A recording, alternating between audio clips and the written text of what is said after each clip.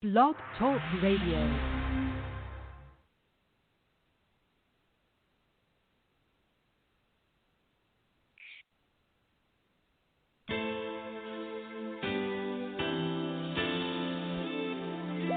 You've been walking the same old road for miles and miles.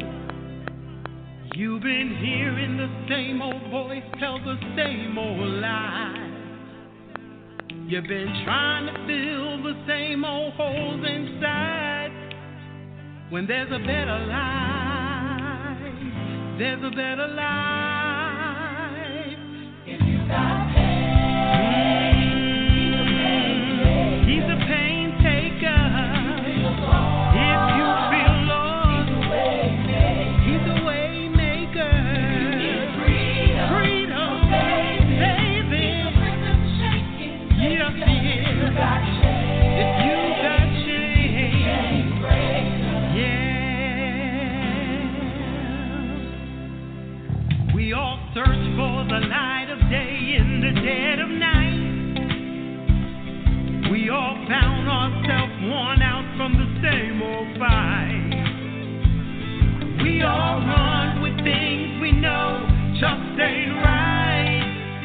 But there's a better life. There's a better life.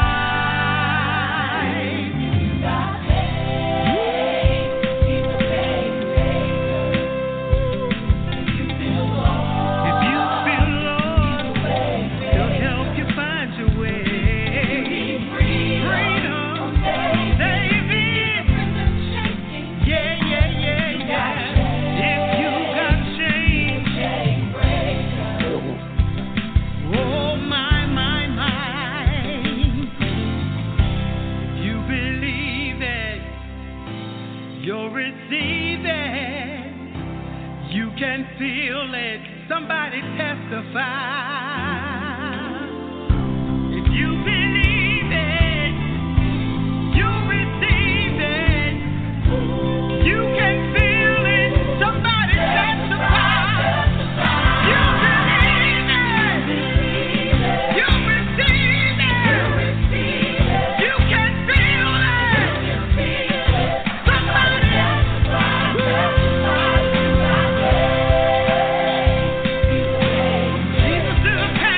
testify.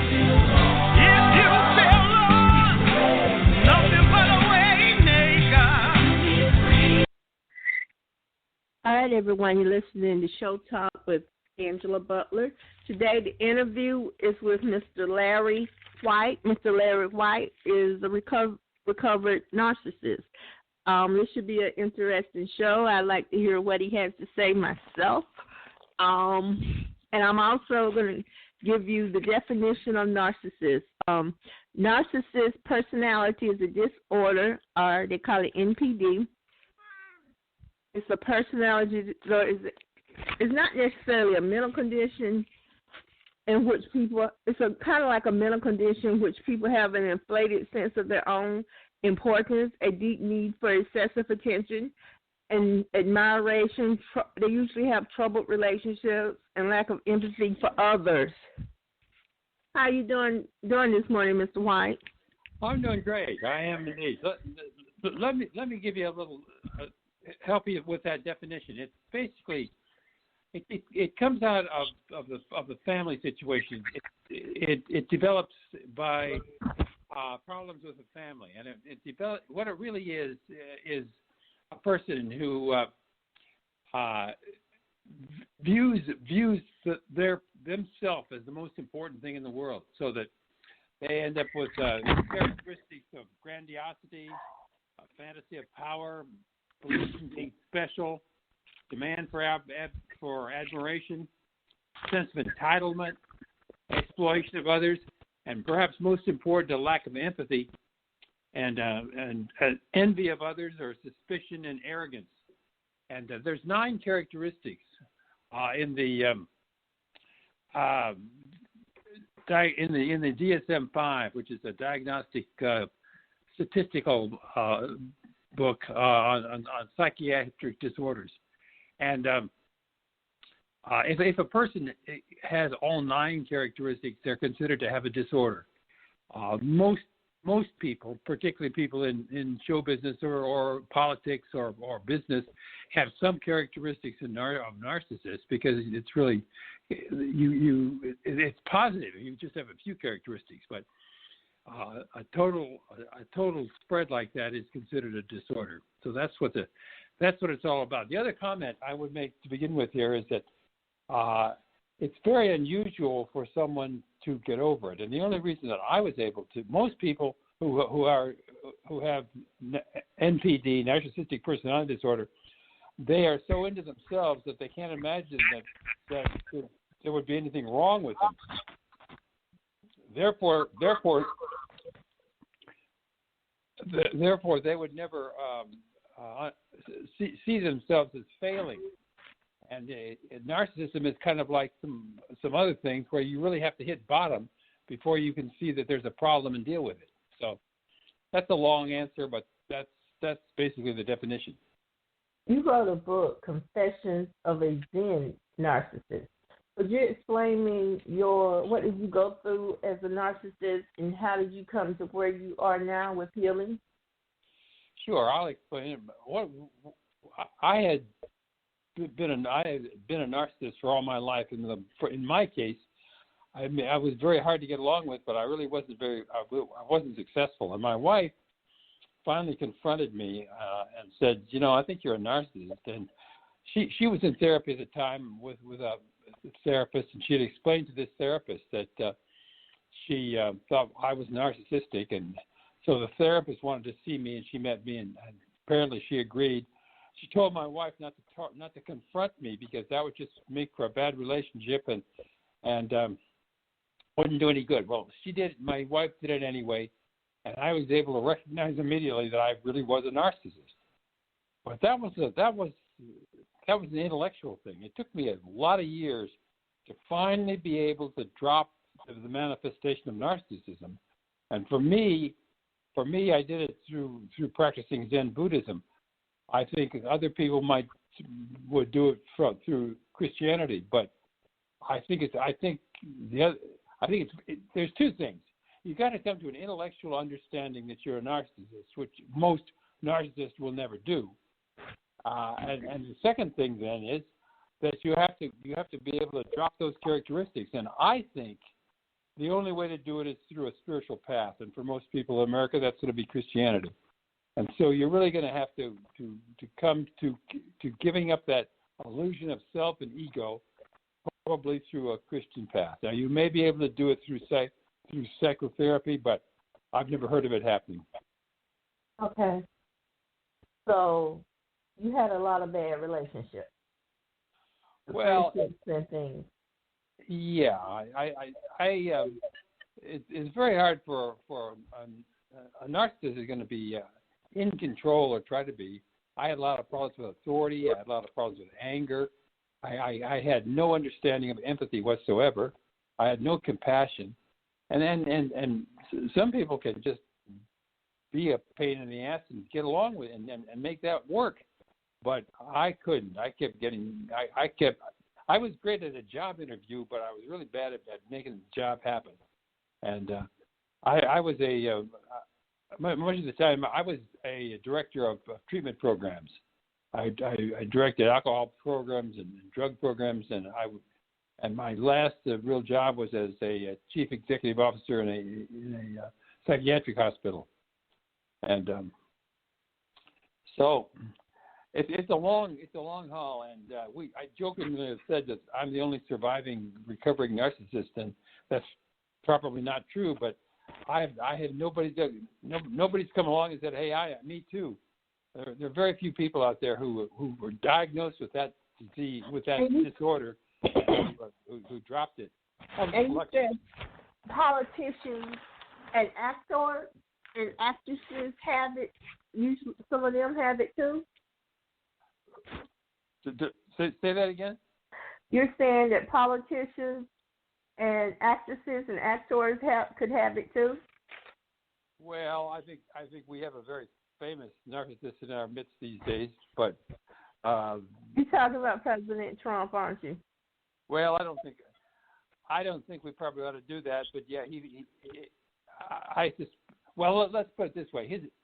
His niece wrote a book called. Her name is Mary Trump, and she is a PhD psychologist who has a right to an opinion, and that was her opinion.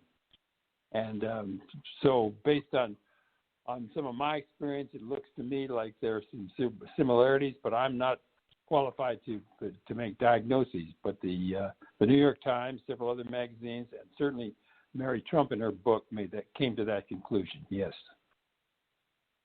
Okay. If she's right, and I suspect she is, then that is a really strong example of what the disorder is like, and you can't imagine a person with that kind of personality recognizing that they have a problem. And so it's very unusual for a person who really is a narcissist to come to the point where they feel that they have a problem or they reach bottom. That's why it's so unusual. Most people who have that disorder are going to be like people we have met, or like people that Mary Trump has talked about, that are very strong personalities, but they're not going to admit to any failure. Okay. So, okay, yeah, it makes sense. They don't have any empathy for other people. Could you explain that? They break up with somebody. Let's say a narcissist is in a relationship and they cut the relationship off and blame the other person for everything. Is that typical of a narcissist? I'm sure that's typical of lots of different kinds of personality disorders, but yes, I think it is. The empathy thing is very interesting because I had no empathy. I didn't understand even as a child and growing up as an adolescent. I never could understand what empathy was. My father used to give me a whole lot of trouble about it. I didn't know how to love, and I didn't care about other people, and I just didn't understand it. It was kind of like trying to explain red to a colorblind person, and I think that's typical. It's typical of people with narcissistic personality disorder, that they simply have no understanding of what empathy and compassion is all about. And that makes it very hard to live with other people. So, are you still married to your wife? She died 4 years ago, but we were married for 43 years, and we had a very, very good relationship. I never would have. I'm sure I never would have been able to get over the NPD without her help. She was very, very, very, very helpful to me. That's wonderful that you had a wife that loved you and cared about you enough to stay with you and work through it with you. Crucial. It wouldn't have happened without that help. Did you lose a job? Any jobs? Sure. I would usually lose a job after about a year. I quit some, and several of them I just got fired from because I wasn't producing. I was as an administrator, as a chief executive officer of a hospital, I really wasn't very successful. That was a good job, a great job. Those are good jobs, but you got to be able to get in and make it happen if you're going to keep the job. Did you not get along with the employees underneath you that were below you on the job scale? What was it? What I don't understand that. What on the job scale?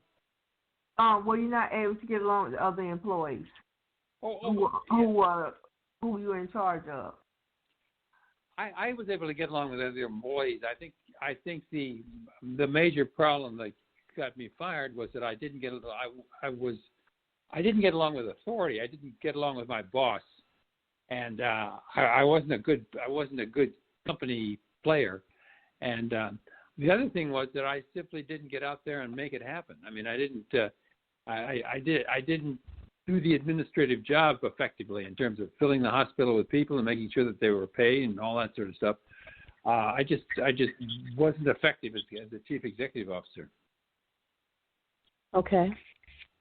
All right.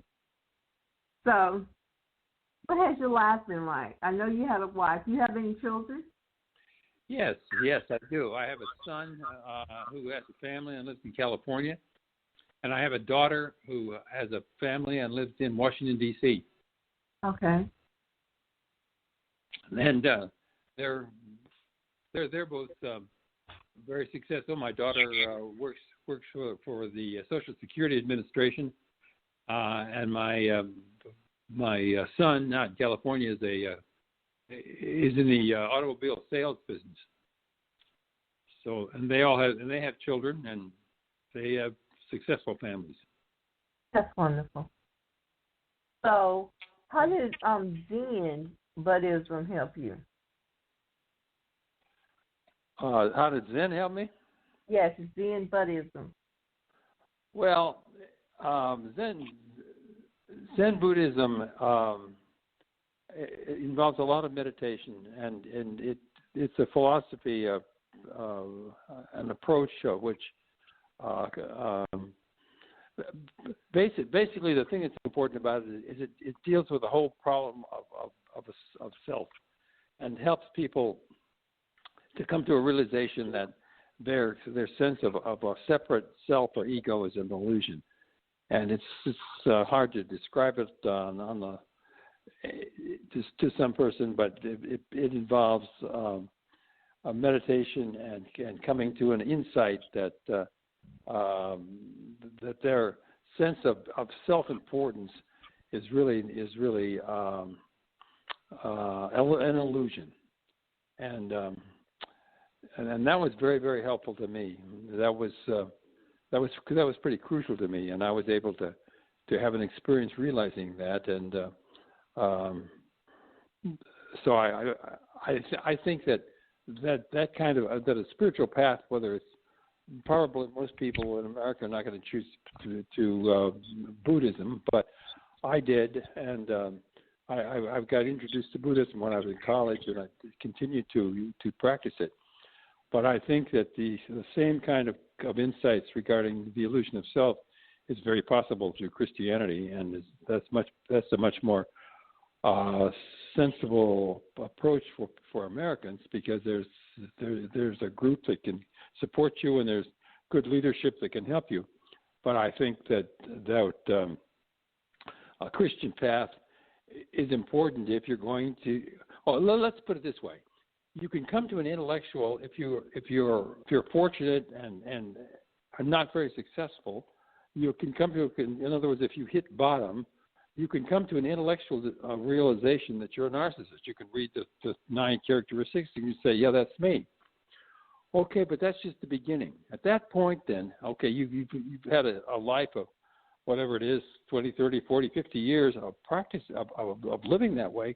How do you drop all those characteristics, that strong attachment to an illusion of self? How do you do that? Well, I think the way you do that is you get involved in a religious group that helps you come to the recognition that strong self-awareness is not helpful. It's getting in your way of your relationship to God, and you can drop that. And I'm not suggesting that anybody go out and become a Zen Buddhist. I am suggesting that if you grew up a Christian, that you remain a Christian, but that you get active in your Christianity and deal with the whole illusion of self, and that's very much very possible and very much a part of Christian practice. And so that's how I would recommend people deal with it if they get to that position. Oh, okay. So, Mr. Larry White, also Confessions of a Zen Narcissist. You have a website, therecoveringnarcissist.org, and I have some questions. You Sure. said there are 9 personality disorders. If you have all 9, then you are a narcissist. Well, the definition of a narcissist is in the DSM-5, the Diagnostic Statistical Manual for Mental Disorders, and in my book, there's a number of quotations that define what a narcissist is. So, what is your question exactly? This is, I want to make sure I understand it. Narcissism is a mental illness. Or is it a personality disorder? Narcissism is a personality trait, and many people have a narcissistic trait, but in excess, with the way it's defined in the DSM-5, there are 9 characteristics that make up the definition of a narcissist, and most people have 1 or 2, if any. But if you have if you have more than 5 of those, then it's considered that you have a personality disorder. And are there a lot of, if there are a lot of people with statistics with any statistics that you have read that have all 9 other traits? I don't really understand the question. Can you tell me again? Are there any people that you know of that have all 9 other traits? Oh, that's a very good question. No, not personally. I've known. I have known some people. I had a doctor working for me who was very clearly that, and I've certainly observed people, public people in the news and on television and everything who appear to have that, but no, I haven't any close friends who have that. I don't think that most people who have those characteristics are going to have very many close friends. Now, you were married 43 years. I've been doing research on narcissism and narcissists. What I've come to find out is they usually can't stay in a relationship. They usually stay in a relationship or don't stay? Cannot stay in a relationship. But you did 43 years. You did for 43 years. Well, I was married to a person for 10 years. I divorced, and then I stayed with my second wife for 43 years. That's right. Yes, you're correct. That's unusual. I think if you were to do a historical study of it, you'd find that most people with NPD, narcissistic personality disorder, would have a number of marriages, and a long marriage would probably be very unusual. That's correct. My understanding of the narcissist is that they can hurt people. I think it's that's where the lack of empathy comes in at. Well, I think it's important to understand that there's some disorders in which people are really actively trying to hurt other people. I don't think if a person just has a narcissistic personality disorder and nothing else, no other personality disorders in addition, I don't think you're going to find that they're going to consciously try to hurt somebody. They're going not to hurt someone. I mean, break up with someone and blame them for all of the problems in the relationship and walk away with no. Well, that's going to happen. That they're going to walk away, or their wife is going to get fed up with living with them and try and divorce them. But I don't think you're going to find that kind of person is going to actively go out and try and hurt other people. Not hurt, but psychologically. Yeah. They're very much oriented to themselves, and they're not. It's as though nobody else on the planet exists except themselves. So in many ways it's a very selfish kind of disorder. There's a lot of people out there who are therapists and psychiatrists who are treating them, or treating people who have narcissistic tendencies. I think you'd not find that very many people are treating people who are diagnosed with NPD, because they're not going to want to come to treatment. People who have to live with or work with a narcissist, a narcissist with a personality disorder, often are in therapy. So you have a lot of therapists who are dealing with the phenomenon of narcissism, but they're either people who don't have a full disorder, or people who have to work with somebody who has a full disorder. But somebody who accurately diagnosed with narcissistic personality disorder is probably never going to get into therapy or treatment, because just of the nature of the thing, they don't think there's anything wrong with them. Okay. And you said Miss Mary Trump was a psychologist with a PhD. She was his Mr. Trump's niece. That's right, his niece. That she wrote in her book that he was this? Yes, she did. All right, that would explain something. So how are you doing? You're a disciple. Who are you a disciple of? The Zen Buddhism. Oh, I'm a disciple of a Zen Buddhist master named Jeff Shore. He's an American who lives in Japan, and he comes to the United States for retreats once a year. I hope he's going to be able to make it this year. Okay.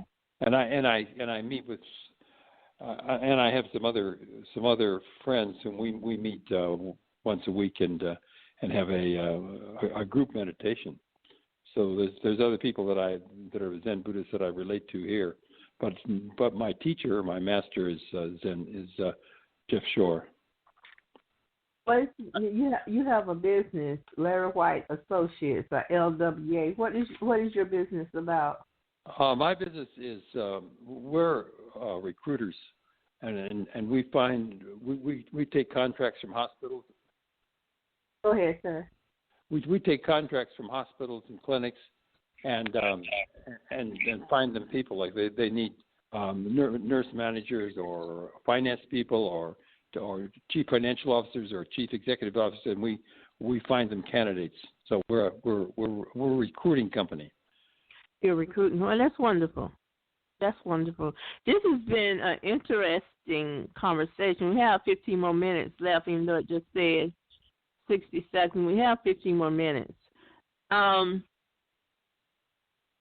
So are narcissists usually men or women? Do you know? Yes, I do know. They're predominantly men. There are women, but it's predominantly men. Okay. All right. So, have you ever broke someone's heart and not cared? Have I ever what? Broke someone's heart and not cared.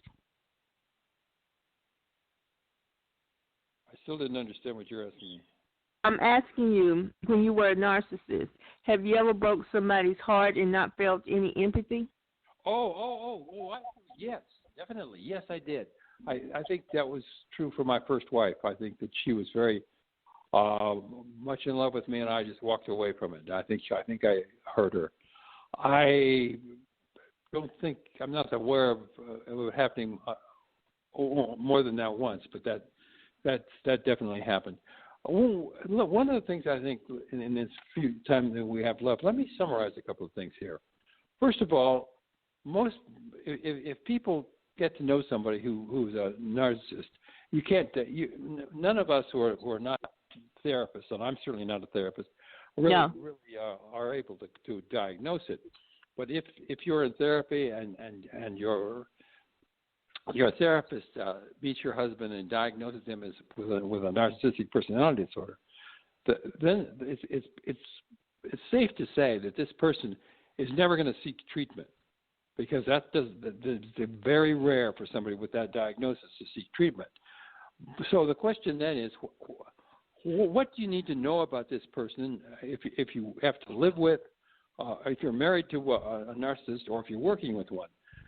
And I think that the things that are important to know is that the narcissist doesn't know that he's a narcissist. He's just functioning in what he thinks is a normal way. And his view of the world is distorted because he sees everything related to himself, but he's not aware of it, and he's not out to hurt anybody else. He may hurt them accidentally, but it is not as though he had the kind of a disorder where he is going to get pleasure out of hurting somebody else.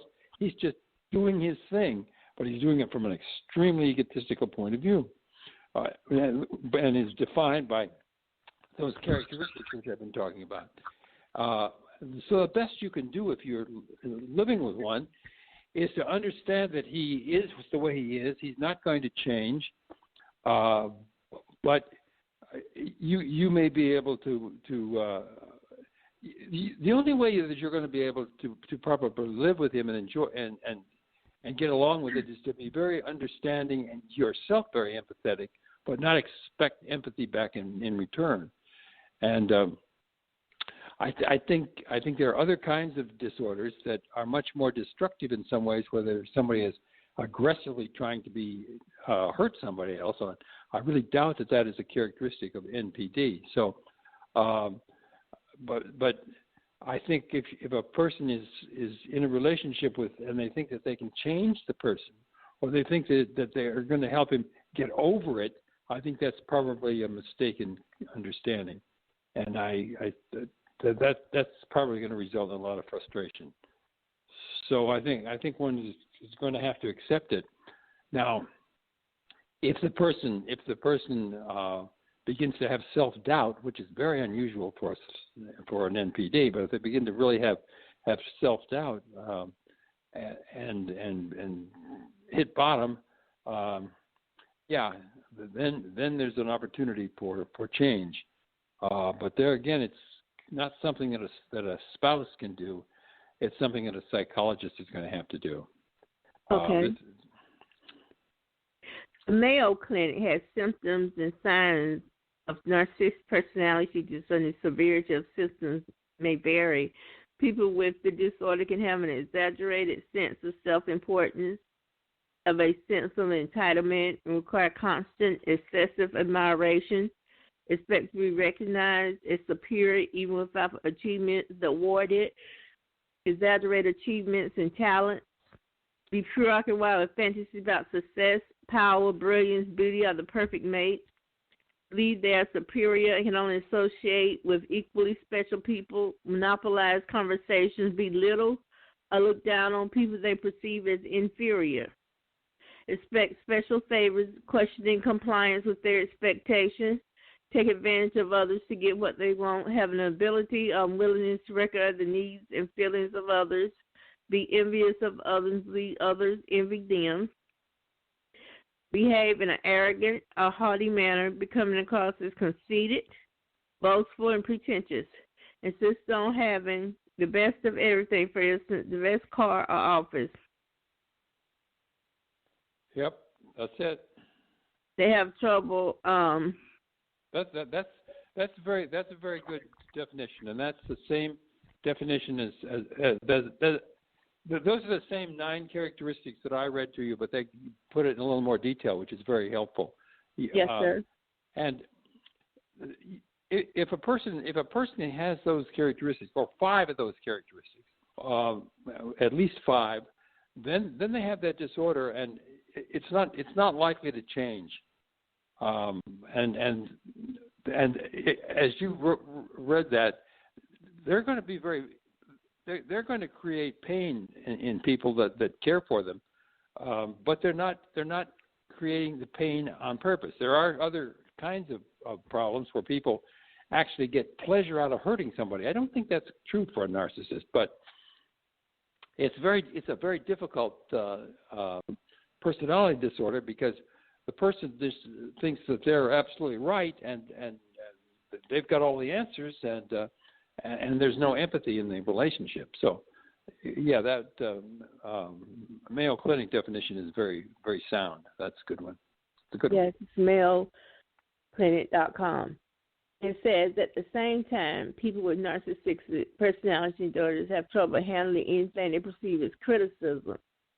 That's they true. can become impatient or angry when they don't receive special treatment, have significant interpersonal problems, easily feel slighted, react with rage or contempt, and try to belittle the other person or make themselves appear superior, have difficulty regulating emotions and behavior, experience major problems dealing with stress and adapting to change, feel depressed and moody because they fall short of perfection, have secret feelings of insecurity, shame, vulnerability, and humiliation. And it also says it can be genetic, inherited characteristics. Inherited characteristics? Yes, that's what it says. Narcissistic personality disorder may be linked to environment, genetics, and neurobiology. Environment is mismatches in parent-child relationships with either excessive adoration or excessive criticism that is poorly attuned to the child's experience. Genetics, inherited characteristics, neurobiology, the connection between the brain and behavior and thinking. Well, I'm sure that's right. They've studied it. They know it. I have not studied it. I just experienced it, and maybe my experience can be helpful to other people, and maybe it can't. It will be. Your experience is helpful, sir. I was just reading from the Mayo online clinic of what they said about it, and of course it's copyrighted. What they said about it is right on. There's no question about it. That's a very excellent and comprehensive discussion of the whole disorder. That's right. Okay. So it says the complication to be relationship difficulties, problems at work or school. I believe you mentioned your job as a hospital administrator, depression and anxiety, physical health problems, drug or alcohol misuse, suicidal thoughts or behavior. Right. There's a range of symptoms and manifestations. One person isn't going to have all of those, but that's what that's the definition of the disorder. That's a very good definition. All right. So, is there anything else you would like to talk about, sir? I don't think so. I think that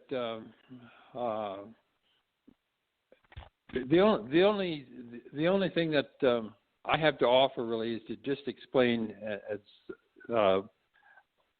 what it's like to be in that situation, and yes, sir. I think that the lack of empathy is very important, and I think it's hard. It'd be hard for normal people, to realize that somebody just could not understand what empathy is all about, and that would be a very difficult thing to live with. And the other thing I think I would say is that a person who has this disorder doesn't know that he has it, is not going to admit that he has it. If you confronted him and said you have it, in most cases there would be lots of denial. So if those kinds of comments are helpful, that's good. I hope they are. But I hope they are helpful to someone also, sir. So I wrote this book because I just needed to write it for myself. And I think that if you want to read the book, it's available on Amazon. If you have Amazon Prime, it's free on Kindle, and you can get it and read it. And I think that it is. I think it's accurate as to what it was like for an individual to have that experience over a period of decades. And if that's interesting to people, it's available. So, how did you feel, and how do you feel now, having recovered from it? Oh, it's like night and day. It's a whole different world. I look back on my life, and I wish that I had felt the way I do now back then. There's so many things I could have done better and different, and because it's a night and day difference. I can't imagine a more dramatic difference between the way that I am now and the way I was before I was able to drop all the characteristics of NPD. So it's a tremendous difference. And people who know me are people who know me as the transition was taking place, were very aware of the differences. Okay. I'm glad you recovered. Thank you. You keep recovering, and you keep helping people, Mr. Larry White. Keep helping people. Thank you for inviting me to talk to your people, and I hope that that's great empathy. Helpful to somebody. Coming on this show was empathy too, because you probably helped someone. Well, I hope that if somebody reads my book and they have questions, they can find my phone number and email address in the front of the book, and I would be happy to talk to them or write to them. Okay, but you don't want me to give your phone number out, am I correct? No, that's okay. It's I put it in the book. Okay. So all it's right. not, no, my phone number, because of my business, it's also my business phone number, and it's all over the internet. It's not a secret. So, Oh, okay. No, I don't mind people knowing what it is. It's number I have is 318-613-8929. 318-613-8929. And he's the only thing I author. would say is this: if you want to talk to me about it, don't talk to me about it until you've read the book. And I'm not going to make anything on it. As I say, you can get the book for free, or if you don't have Prime, I think it's going to cost you $2.95 for Kindle. So we're not talking about my trying to make money here. But if you want to talk about it, read it first, because there's not really nothing much to talk about until you've got that behind you. But if you've read the book and you think I can be helpful to you in discussing some aspect of it, I will be happy to talk to you. And the book is on Amazon Prime, Confessions of a Zen, Z-E-N, Narcissist. That's correct. The website is therecoveringnarcissist.org. And it's talking about narcissistic personality disorder. It's written by Mr. Larry White. So any of you who want to buy the book, he says it's $2.95 on Kindle. It's a book worth reading. If you know someone who you suspect has narcissism or who is a narcissist, this would be a great book for you to learn more. And I'm happy for Mr. Larry White that he recovered. Well, all right. I guess that says it all. So. Yes, sir. Thank you. Thank you, Mr. White, for gracing the show with your presence. Thank you very much. I appreciate it. Thank you. Yes, Thank sir. you for inviting me. You're welcome, sir. Have a good day. Bye-bye. You too. So the problem with some people is that they just don't know how to express themselves. If you allow this triple OG to put things in perspective for you, with a little bit of help from my people down in the Midwest, yes sir, that sounds major. Excuse me, little mommy, but I like to get to know you better. See, you kinda busy, so I guess I send a letter. If the letter don't work, then I guess I'll approach it. If you can't socialize, I guess I coach you. Cause Jimin is far from the average knucklehead. I don't wanna spend most of my time in bed, but in case I have to get hard, I get hard like lead. And the proof is in the pudding, that's what my mom said. Baby, I stayed away too long. And as you did, I need your mind when I was gone. You gonna get this right. I just wanna be.